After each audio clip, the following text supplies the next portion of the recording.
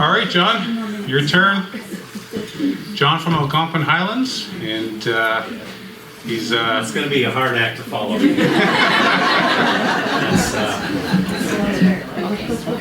I know. All right. I don't know how good this is going to be. It's either going to be great or not very well. I'm not too good with public speaking, but Joanne, you're an inspiration. Like, bravo.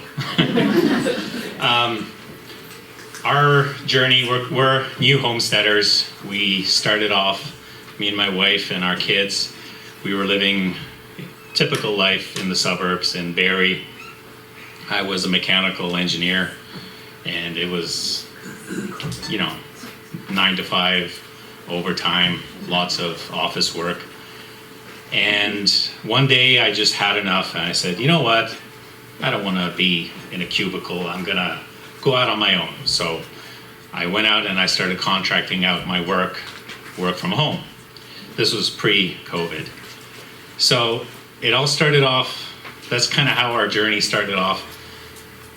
With all the free time I had working from home, YouTube came around. While I'm working, I have the other monitor with YouTube. Oh, what's this? Oh, look, a little homestead show. Okay, let's watch this. And then I'm just sitting there, and it's like, okay, it's great. I don't have to go sit in an office, but I could have that life, and I'm sure a lot of you can relate.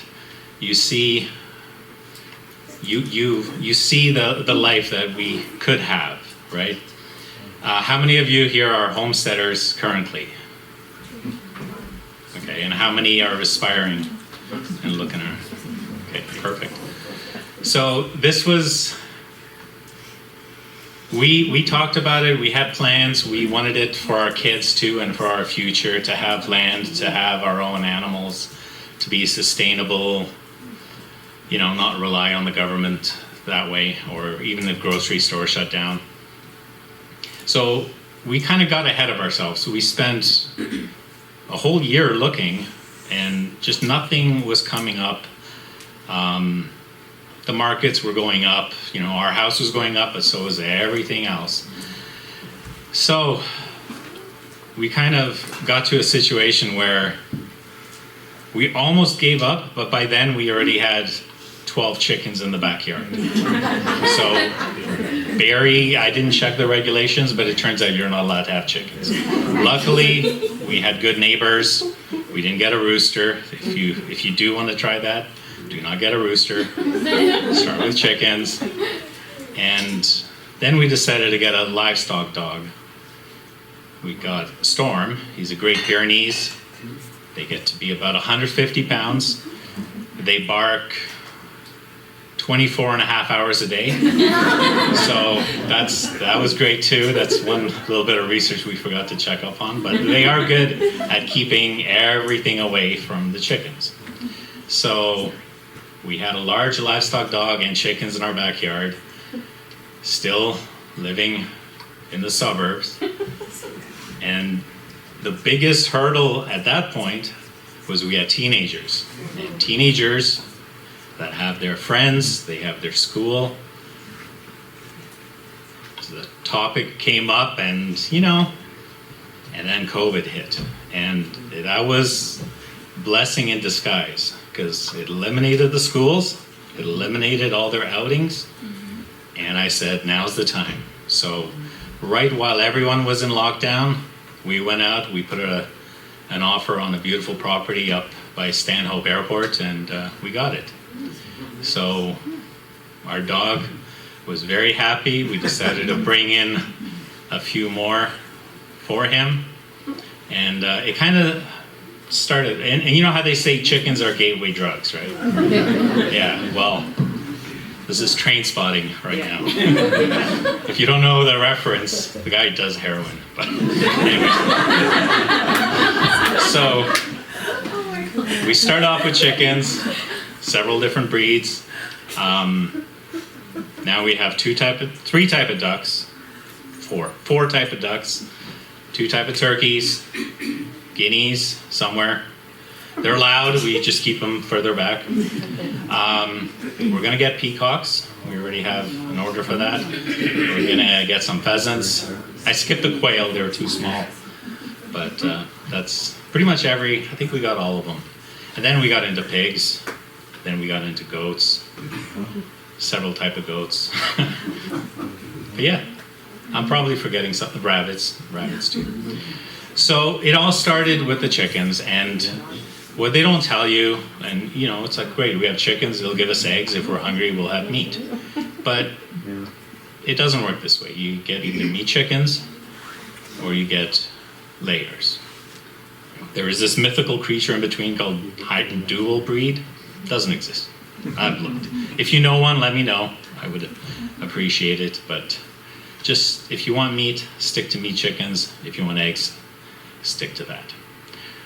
The other thing we realized, and we love the area, everyone here, our neighbors are great. They have to be. We have now 6 dogs barking all the time. We don't have any predator problems. There's no coyotes. There's nothing. They even, if they see a crow, they chase that down. So they're very, very good for that. We did have to build a 6-foot military style fence to keep the dogs in, because it is a breed that will just take off and you're not going to see your dog again. So that's it's kind of how it started, from where we were just dreaming about what we wanted. And if I can give some advice, it would be just start it. Just do it. Just go get the chickens, build a coop after. My wife knows all too well. Hey, here first, then we build. here's piglets. I don't know where we'll put them, but there's piglets. I got a good deal on them. So. Piglets were interesting. Yeah. Deal. That's always the one. Piglets were interesting. My son, he helps out a lot. We have a 20-year-old son. All the heavy feed bags, that's, I just point. And then, but if you ever have pigs escape in the forest, it's not fun. My neighbor got to know us quite well. Yeah. But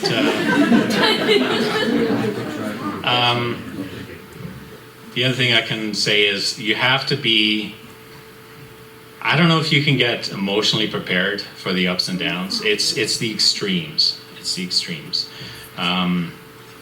We had some goats that were pregnant, and Mark mentioned we dealt firsthand what it means to have no vet nearby. So when they decide to give birth and there's complications and it's Easter and everything's shut down except Peterborough, we've lost a few goats, one mom and some babies as well. But we also have so many. Our other goat just gave birth on Easter Sunday, so she's got 2 beautiful babies, and it's you can't prepare yourself for that. It's one of those, you just have to just try. But if I'm gonna open it up, if anybody has any questions. I'd like to think I'm a homesteader, but really I'm just a guy who decided I like this kind of life, and I'm just gonna go for it. And I'm gonna learn as I go. Yeah, I've heard Muscovies mentioned. We've had bad luck with Muscovies because we have a pond and a creek. They like to get wet, and then they, like when it's minus 30, they like to go in and get wet. And we've had issues. We've had to move them to a warm barn. We've lost a few Muscovies due to the cold, but I find ducks to be a lot more tolerant to this weather here. They love the snow. They're out all the time. Peking ducks are my favorite, and then we also have Indian runner ducks, and they're just amazing. They look like penguins. They run around in the snow. But yeah, Peking. The white ones, like Donald Duck, I guess you could say. Do you use them for meat or eggs? I have I have a plan where I keep certain favorite ones through the winter because it is costly to keep them through the winter. But yeah, the Pekings are for meat. And they surprised me because you can hatch them yourself easily in an incubator. I've had better success with that than with chickens. And I've had meat chickens as well, I got from Mark. And the Pekings, they grow almost fast, if not faster than the white Cornish cross. So like they push 7 pounds in 7 weeks, easy. So, and I know because we had Easter at our house and I had to move 51 birds from the basement to the garage before the guests arrived. Do you feed them natural food or the meat birds or? The meat birds, So you normally take the yeah. medicated food? I don't give them the medicated one. I just give them the meat growers. Oh, yeah. They have medicated and non-medicated. I did try. If you do want to get a more natural meat bird, I from Mark last year I ordered the Rusty. Is it Rusty Ranger? Rustic Ranger. Rustic Ranger. Good. But that particular bird, Oh, yeah. they grow like. The roosters came up to be about 10, 11 pounds, and the hens were about 8 pounds. And In how long? How many weeks? Not an we pushed them like 16 weeks, but they were foraging in about 1 acre. So we were saving a lot on feed costs that way. Now, one thing we did wrong is when you're ready to process them, you got to contain them back and just let their muscles get soft again. Yeah. Because we had some complaints from family members that the roosters especially, they were a little tough. You want the muscles to soften for about a week or two. Oh, I see, okay. Like an athlete who doesn't work out anymore. Oh, They get yeah. soft. And if you do want to get into having your own meat source, like you will have to quote unquote get your hands dirty and that was a big hurdle because I've never done that before. And I was actually thinking, and my dad was telling me stories. My dad grew up in Europe, and he would say he would come home, what's for dinner? Okay, go grab a rabbit, skin it, and bring it to me, and that's dinner. So he had to do that as a child. I didn't make our kids do that yet, but not yet. So if you want a meat source that's very good on cost, like for food, and fairly easy to dispatch, but it's a mental thing. Like I would suggest rabbits, New Zealand rabbits. Me and my son love the rabbits, but trying to get my daughters to eat it, it's a mental thing, right? So our mama that's pregnant, she's pushing 12 pounds, but she's a year old. But ideally, you aim for about 7 or 8 pounds, 5 pounds clean. And we have we got is it Flemish Giant? We got a Flemish Giant as well. And we're going to crossbreed her with a New Zealand, and we heard that produces even faster growth rabbits. So. Do you name your rabbits? No, that's a good point. That's a good point. I've learned very quickly. Don't have your kids name any of the animals just to be safe. What I typically do is I put an ad on Kijiji for the rabbits, and the first litter we have. I think we just have 2 left. There's already 5 of them accounted for. But yeah, we sell them for breeding. And then we have 2 different litters, 2 different lines. So we can get like a male from one line, female from the other line. So I read up on YouTube, the good method is to have 3 females, 2 males. And then you alternate them each month. So then by the time it gets going, every month you have another set, a litter from another. It's working out pretty good so far. So are you finding that the farm is cost effective, or are you continually subsidizing? Is it like a lifestyle thing, Yeah, or- well obviously you have to be able to, like I still work my current profession from home. We actually got upgraded internet this year. The first year was brutal with Xplornet. But yeah, this year we're selling a lot of fertilized eggs. Last year we sold, is it 18 dogs, puppies? So we had 2 litters, 10 each. So we had 20 puppies at once. We So kept 3, that's why we was 6. So fertilized eggs this year are, I can barely keep up with them. So we're offering turkey, runner ducks, and pekins. So I keep them separate so I don't have any crossbreeding. I have 2 incubators running nonstop right now, and I'm gonna borrow another one from someone. So, but yeah, there's a big demand for that. So, but in terms of, is it enough to retire off of? No. But it does help cover feed costs and things like that. So I think it also depends how big your property is, how many children you have, so just like your expenses. Because if you were able to do it on a smaller scale, but still profitable, and you have less cost, then yes, you can do it. So it just depends. For us, having 60 acres, 6 dogs, 4 kids, and a slew of other animals, it's usually what do you think? We break even most of the time? yeah.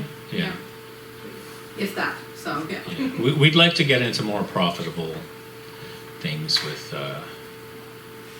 cattle and stuff eventually, but there's land too. And I did get a sawmill as well, because that's one thing we were looking at. Like, we have to use the land we have, right? And we tried. Well, we're still doing the garden, but growing here is different than what Barrie and South. So that's been a challenge, the soil and how long winters are. So we're open for any ideas. I'm going to definitely visit you for any tips on that. There's a few crops that did good, and we still have carrots from last year and tomatoes from 2 years back that are canned. But yeah, I mean, if you guys are great farmers, we know some of you are, and yeah, if there's certain types that grow better in this environment, this is what everyone should, let people know. I looked into it briefly, and Toronto was allowed backyard chickens, and Barrie was not. So I'm like, I'll just do what Toronto says. But I mean, if you are currently living in a city and you don't want to, you have neighbors that would rat you out or something. Quail is one thing I've heard a lot of people say. You can set up a quail operation in your garage. They're very quiet. Yeah. I got 10 quails. Yeah. They're very cute. Do you like them? I do like them. We're at maybe 5 weeks now, so I want Okay. another maybe 2 weeks to go until they start laying. Yeah. And they are quiet. And they're in my house Yeah. with 4 dogs and 12 chickens. I just Chicks. and I'm sorry Mark, I was a little late, but this weather, I mean, this is beautiful today. I moved all my turkeys outside. I relocated my chickens to a different part, cleaned up all their stalls, and it was just, we need more days like this. So, any other questions? All right. And we'll shoot for another meeting in early May. All right?